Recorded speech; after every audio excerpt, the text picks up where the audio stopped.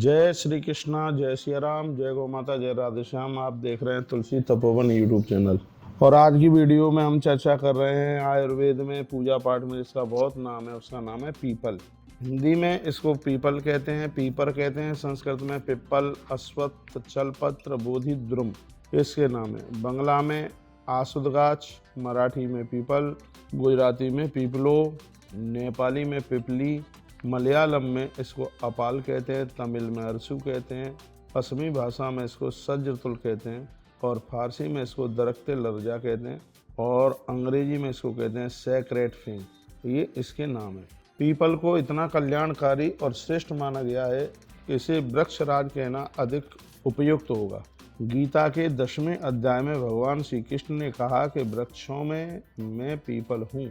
ये स्वयं भगवान कहते हैं। मात्र इस कथन से ही वनस्पति जगत में वृक्षराज पीपल की श्रेष्ठता सिद्ध हो जाती है। भगवान बुद्ध ने जिस बोधि वृक्ष के नीचे बैठकर तपस्या की, वो निर्वाण पद प्राप्त किया था, जिसकी शाखाएं प्रशाखाएं संपूर्ण विश्व में आज भी प्रस्फुटित होकर मानव मात्र को भगवान बुद्ध का अमर संदेश दे रही है। वह और कोई नहीं बल्कि पीपल का वृक्ष है। स्कंद पुराण में वर्णित है कि पीपल की जड़ में विष्णु, तने में केशव, इसकी शाखाओं में भगवान श्री नारायण, पत्तों में श्री हरि और इसके पत्तों में समस्त देवताओं से युक्त स्वयं भगवान अच्युत नारायण विराजित हैं। पीपल के वृक्ष में जल देने से परलोक में आत्माओं की तृप्ति होती है।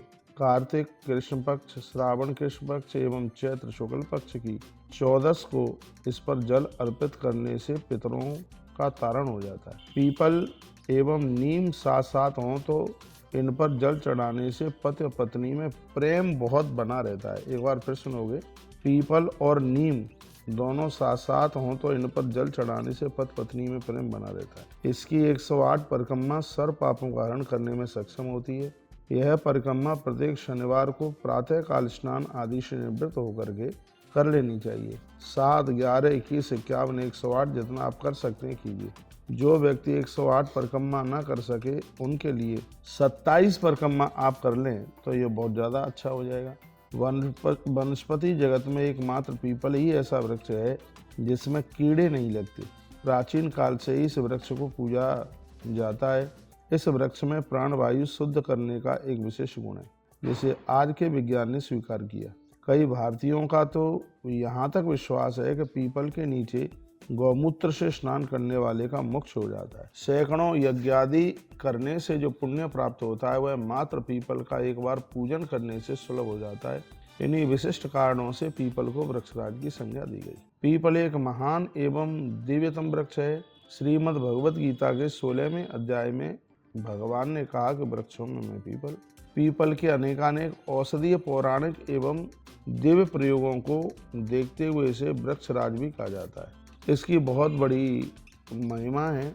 आइए अब हम इसके कुछ औषधीय गुण बताते हैं जिसे सुनकर के बड़ा आनंद होगा। आयुर्वेद के अनुसार पीपल कसैला, शीतल, मधुर, भारी, रुक्ष, शरीर का वर्ण निखारने वाला, कफ, पित्त एवं रक्त दोष नष्ट करने वाला एवं पौष्टिक गुण युक्त होता है।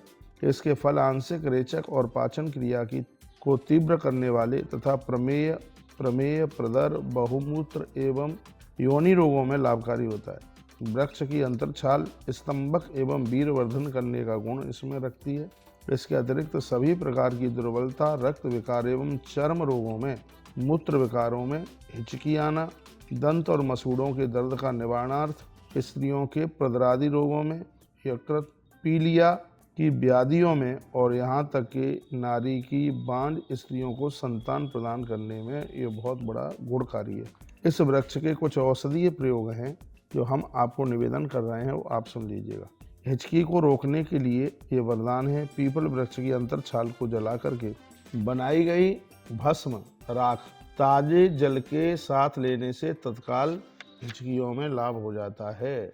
देर नहीं लगती। इस भस्म को सुविधा के अनुसार बनाकर सुरक्षित रख सकते। स्त्री रोगों में मात्र पीपल के एक पत्ते को दूध में उबालकर पीने से माताओं के अनेक रोग दूर हो जाते हैं। इस प्रयोग में नित्य पीपल के एक ताजे पत्ते को लेना चाहिए। इससे बहुत बीमारियां, नारी का बांझपन तक दूर हो जाता है। इसको उबाला जाता है दूध में फिर उसको पिया जाता है दिन में 2 बार, सुबह और रात्रि को सोते समय। रोग प्रतिरोधक में तो कामयाब है ही है। जिस नारी के उदर में गर्भ टिकता नहीं है, गर्भ में संतान आती है और समाप्त हो जाती है, उनके लिए भी दूध में पीपल उबाल करके और फिर उस दूध को लेने की बात आयुर्वेद में भी कही गई। रोग प्रतिरोध में नित्य प्रातः निराहार थोड़ी सी पीपल की कोपलें चबा करके खा लेने से शरीर की अनेक व्याधियां नष्ट हो जाती हैं तथा शरीर की रोग प्रतिरोधक क्षमता में पर्याप्त वृद्धि होती है। प्रत्येक बार प्रयोग में 3 से 4 कोपलें ही पर्याप्त हैं। दांत एवं मसूड़ों के लिए वरदान है।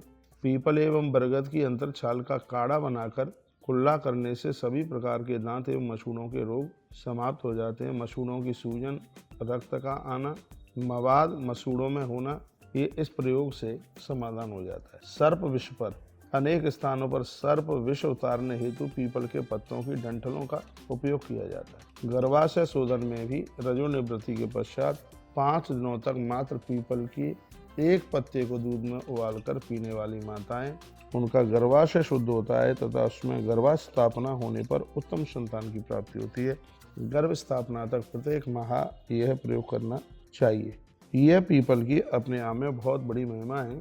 पीपल के ज्योतिषीय महत्व भी है। जिस व्यक्ति को देव दोष हो अथवा अन्य ग्रहों में कष्ट हो, उसे प्रत्येक गुरुवार के दिन प्रातः काल स्नान आदि से निवृत्त होकर पीपल के नीचे एक आटे का दीपक जिसमें घृत भरा हो दिया जलाना चाहिए। साथ ही पीपल वृक्ष के नीचे ही कुछ शक्कर अथवा मिष्ठान भी डालना चाहिए चींटियों के लिए। इससे कष्ट दूर हो जाते हैं। जिस व्यक्ति को देव दोष हो यानी उनके ग्रहों की प्रतिकूलता हो तो ये गुरुवार के दिन किया जाता है। जहाँ पीपल और बरगद के वृक्ष एक दूसरे के साथ चिपट कर लगे हों, ऐसे संयोग की परिक्रमा करने से तथा उसकी छाया में नित्य कुछ समय तक विश्राम करने से प्रयोगकर्ता के समस्त ग्रह दोष समाप्त हो जाते हैं। पीपल और बरगद दोनों एक साथ, तो अभी मैंने थोड़ी देर पहले आपको बोला था जहाँ नीम और पीपल दोनों हैं, उनकी परिक्रमा करने से पति पत्नी में भारी प्रेम बढ़ता है। लेकिन जहाँ पीपल और बरगद दोनों हैं तो उनकी परिक्रमा करने से, वहाँ नीचे विश्राम करने से जन्म पत्री के दोष समाप्त हो जाते हैं। पीपल वृक्ष को जो व्यक्ति काटता है, दुर्भाग्य उसका साथ उसी क्षण से पकड़ लेता है। उसकी पत्रिका में बैठे शुभ ग्रह भी उससे दूर चले जाते हैं। ज्योतिष शास्त्र में वर्णित है, जो व्यक्ति शनि ग्रह से पीड़ित होता है उसे प्रत्येक शनिवार को पीपल की जड़ में जल चढ़ाना चाहिए। उसे पीपल वृक्ष के नीचे आटे से बने दीपक में घी भरकर दीपक लगाना चाहिए सरसों के तेल का, तथा उसकी परिक्रमा करनी चाहिए। ऐसा करने से उसे बहुत लाभ होता है। उस पर से शनि की पीड़ा का प्रभाव हट जाता है, उसे शांति मिलती है, उसके शत्रुओं का दमन होता है, उस पर राहु केतु सहित विभिन्न ग्रहों का कुप्रभाव समाप्त हो जाता है, उसके कार्यों की गति बढ़ जाती है तथा उस पर देवता प्रसन्न हो जाते हैं। पुष्य नक्षत्र में जन्मे व्यक्ति को पीपल का पूजन करने से बहुत लाभ होता है। यूँ तो सबके ही लिए है, लेकिन उसके लिए और ज़्यादा है। पीपल का वास्तु में भी बड़ा महत्व है। भवनस्य पूर्व दिग्भागे बटाह सार्वकामिका उदम्बरस तथा यामे वारुण्याम पिपला सुभा प्लक्षसोत्तरतो धन्यो विपरीतास्तु वर्जेत। अर्थात घर के पूर्व दिशा में बरगद का वृक्ष सभी प्रकार की कामनाओं को पूर्ण करने वाला होता है। इसी प्रकार से दक्षिण में गूलर और पश्चिम में पीपल का पेड़ परम शुभकारक होता है। घर की उत्तर दिशा में पाकड़ का पेड़ अत्यंत मंगलकारी होता है। इनसे विपरीत दिशा में रहने पर ये वृक्ष अशुभ फल देने वाले होते हैं। अतः घर में पीपल का वृक्ष पश्चिम दिशा में श्रेष्ठ फलदायी माना गया है। जो लोग घरों में गमले में पीपल लगाकर उसकी पूजा करते हैं, उन्हें भी वह गमला घर की पश्चिम दिशा की तरफ ही रखना चाहिए। इसी प्रकार गमले में यदि बरगद लगाया हो तो उसे पूर्व में रखें। इनकी महिमा को आप जरूर समझें। घर में बाउंड्री के अंदर ज़मीन में पीपल मत लगाइए, उसे आप गमले में रखिए जिसको उठाकर इधर उधर रख सकते हैं। क्योंकि पीपल के वृक्ष के नीचे यदि किसी ने बाथरूम मलमूत्र का विसर्जन किया तो उसमें हानि की स्थिति होती है। इसलिए गमले में ज़्यादा प्रभावकारी है। रोज़ इसका दर्शन करें, वंदन करें, पूजन करें।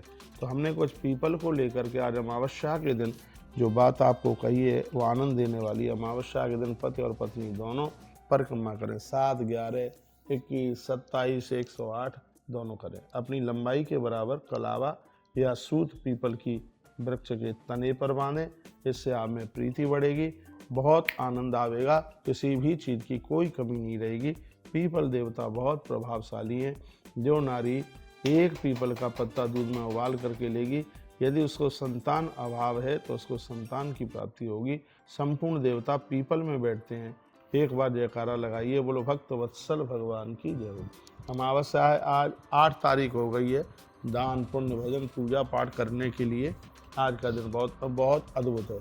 आज 8 मई 2024 और वैशाख का महीना चल रहा है। तो आज हमने वैशाख मास में आपको ये वीडियो भेजी है। आज के दिन बेयों तो पूरे वैशाख में ही, लेकिन विशेष रूप से आज भी आप तुलसी पत्र 108 तुलसी पत्र लीजिए और पीपल की 108 परिक्रमा लगाइए। हर परिक्रमा पे एक तुलसी पत्र छोड़िए। परिक्रमा पूरी हो जाए फिर उन तुलसी पत्रों को ब्राह्मणों लोगों को बांट दीजिएगा। इससे पुरखे तृप्त हो जाएंगे, प्रसन्नों को अति प्रसन्नता होगी। इसमें प्रसाद रूप में आपके परिवार के लोग भी ले सकते हैं, लेकिन इसको ज़्यादा से ज़्यादा उसको आप वितरित कीजिए, ब्राह्मणों को आप दीजिए, मंदिर में पहुंचाइए, बहुत आनंद हो जाएगा। वीडियो आगे ज़रूर भेजें। जय श्री कृष्णा, जय श्री राम, जय गौ माता, जय राधे।